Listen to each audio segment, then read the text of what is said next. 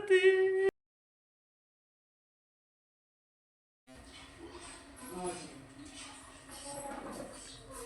अस्सलाम वालेकुम।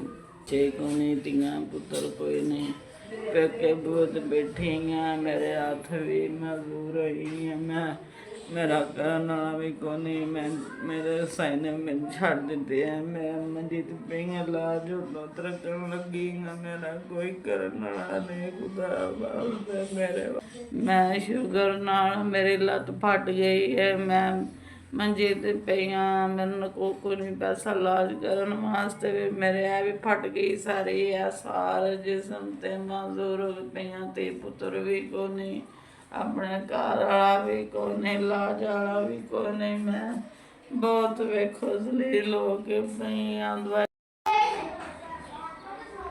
मेरा पुत्र तुहाडा भला होवे, जिन्ना 10,000 जिन्ना टोरन अल्लाह तुहाडे मंजूर कबूल करन। मेरा ना धी है ना पुत्र है ना कोई करने वाला। मैं इत्थे पेके बवेती होनी हाँ, मेरा किड़ा यार मेरा पुत्रा मैं दवाई मुक्की आई लैन, मेरे कोल को नहीं आंदा आई।